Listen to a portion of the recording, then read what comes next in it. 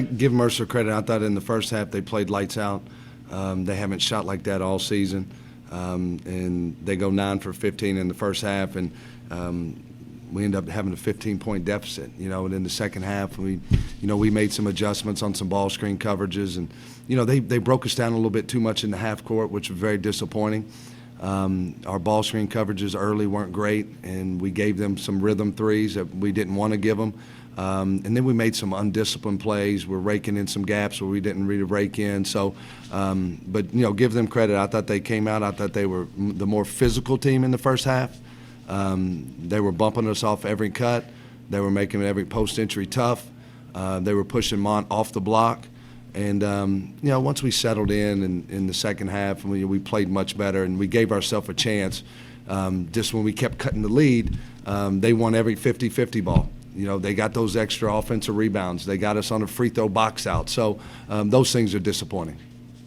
There was one possession where I think they got five shots up or something. It's tough to keep playing defense when that happens, So, but give them credit. I thought they played extremely physical. I love their big kid. He did a heck of a job, and he bothered Mont a little bit early in the game, and then Mont settled in. So, but I told Mont at halftime, I was like, we need you to score. I thought Mont early in the game was just looking to pass, and we need Mont to, attack the middle and try to score the basketball for us. He's a high percentage player. He shoots over 50% from the field. So, and that was kind of the jump that Cozart made. Year one, Cozart wasn't looking to score. Year two, Cozart started attacking to score, and Mont's ready for that. He's just got to believe it. A team that comes in shooting 29% from three, and they hit 9 of their first 13. Yeah, and Michael and I talked about it in the pregame. We wanted to protect the paint and, make them try to beat us from the three-point line. But that doesn't mean you just give up rhythm threes. You can't give them wide open ones. And we gave them like 4 or 5 wide open ones in the first half. Like you said, I think you got it back to 10 at one point there, and you had a 3 and a steal and a 3, and they got it to 10, I think. But maybe if you'd gotten it to single digits and got the crowd into it, then maybe you could get some momentum there. But it seemed like you said, every time you got something going, they had an answer.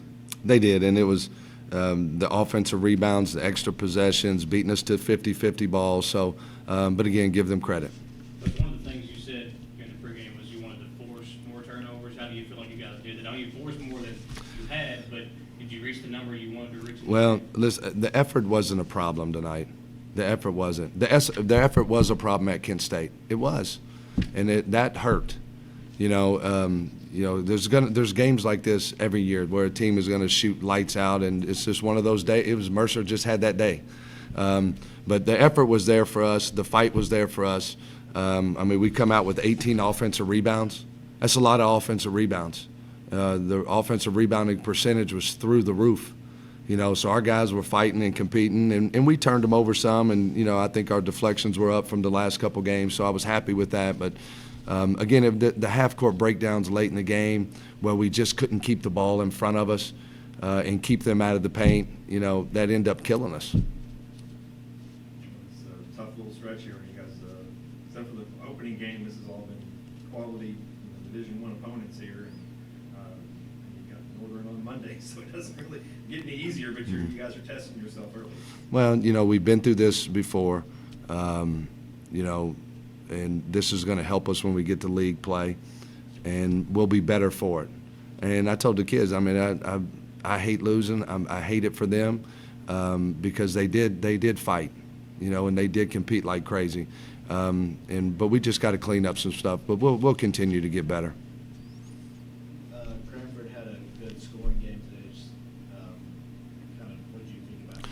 Well, I told them at halftime, you got to quit passing up so many shots. He had like 4 or 5 shots in the first half where they could have been rhythm shots. He was passing them up. So, he's just got to understand how we want him to play, with the freedom that we want him to play with. He's super talented. He's a high efficient player. He shot over 56% from 2 last year, over 40% from the 3. He had a 2-to-1 assist to turnover ratio. He's a high percentage player. So we need him to take more shots. When you have a game where you're not hitting those open shots, a lot of open ones in that first half that just didn't go down, what do you tell the team at halftime? Do you change anything, or did you think all those shots just falling was there? Well, we changed some stuff because they were being so physical on our thumbs action, our 5-out offense. And so we had to adjust on some things. But I just told the guys we made some adjustments defensively, how we were guarding the ball screen. And I said we just got to stay the course and keep our pressure up, because we felt like at some point we could wear them down. And we gave ourselves a chance, but again, it's the offensive rebounds, the 50-50 balls, a couple blow-bys late in the second half, and ended up killing us.